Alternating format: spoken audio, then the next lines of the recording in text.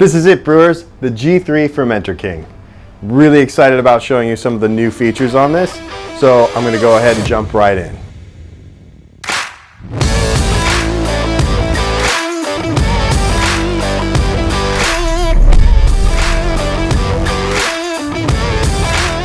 So the G3 Fermenter King, the first thing you're going to notice is this plunge valve sticking out of the top of it, which has a stainless steel rod that goes all the way to the bottom to a plunger that seals against the bottom of the fermenter.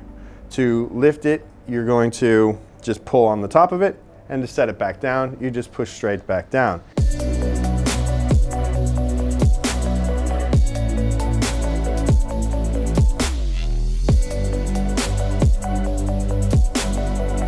And it aligns with the center point of the bottom of the fermenter in the cone. It seals really well, and it also helps you push stuff into the collection bottle when you're fermenting. So you'll be fermenting with it in the up position so that yeast can settle into the collection ball, and when you're done, you can just push down and fill the collection ball with some of the last of the stuff that the plunger is going to push through, and then you can depressurize and remove the collection ball from the bottom of the vessel. The plunger valve is also a thermal well. We've left a hole in it so that it's hollow all the way to the bottom where the plunge valve is located at the very base.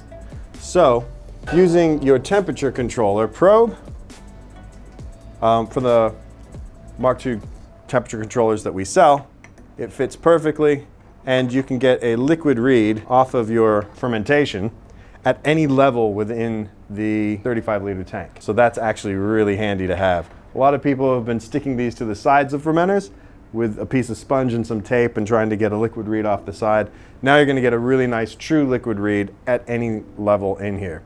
So the PRV, the pressure relief valve, still lifts at 2.4 bars, which is the high operating pressure for the tank. But that will now thread into this extra. So the PRV in this vessel sits in the new dry hop port plug. It will still lift at 2.4 bar, and this allows you the ability to dry hop your beer. The dry hop is easy. You depressurize, remove the plug, pop in your funnel or whatever you need to put in your hops, which you can go commando with or not. You can always take off the lid if you want to and chuck them in, and then just purge again afterwards. Or you can go through this dry hop port so that you can add lupulin and other types of hops if you want to. When you're done, you can trickle in more CO2 through the gas port and just seal it right back up again, and you're off and ready to go. So the floating dip tube is the same floating dip tubes that we have had in the past.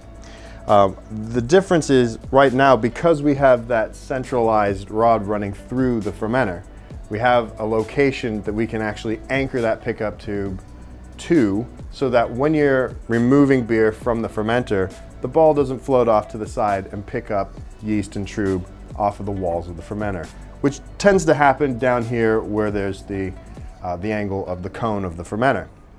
So this will help keep things centralized, and that also means that you'll be picking up brighter, fresher beer without stuff from the walls of the fermenter getting into your keg or into the next vessel that you're going to move to. So the dry hop port, the plunge valve, the centralized pickup tube, these are all great new features. There's also some stuff happening on the bottom of the fermenter that's kind of nice as well. A lot of brewers had asked us if we could come up with some other options besides the collection vessel for the bottom of the fermenter. So we took advantage of that challenge and decided that what we could do is, using this adapter, you can remove the bottle and the bottle adaptation for the bottom of the fermenter, and you can put this one on that comes standard with the G3 Fermenter King kit. This will allow you to adapt any 2-inch triclover fittings that you want to the bottom of your fermenter. If you want 3-piece ball valves, if you want elbow bends, the entire 2-inch triclover range is now an option for you. So if you still have G1 and G2 versions of the 35-liter tanks, these are still going to work with your G3 adaptations.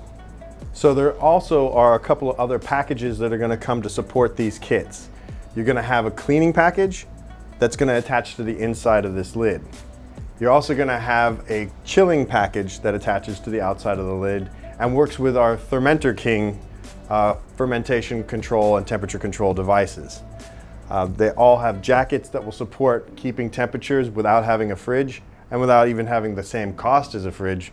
So they're really easy to install and really fantastic for keeping your temperatures right where you want them all throughout fermentation. You're gonna get true liquid read out of the thermo-well port at any point inside the fermenter where the liquid is. And you're also gonna be able to dry hop in a very sanitary fashion from the top.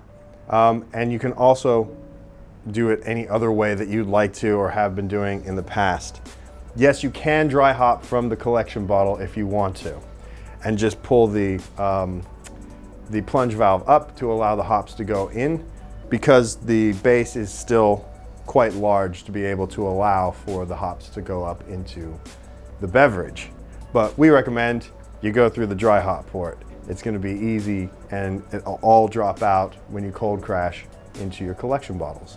So the G3 Fermenter King, it's got great new features. The plunge valve is awesome. You've got a dry hop port, a thermo well. You can keep your old collection bottles and it still works with G1 and G2 versions of the 35-liter tank collection bottles.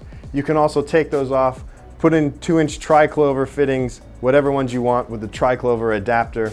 And there are 2 kits coming out to support this as well.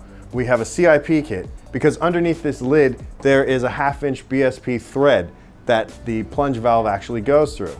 This will allow you to attach a spray ball head to the inside of this, and using a really affordable cleaning kit and some cleaner, you'll be able to clean this fermenter after every ferment without having to reach inside of it.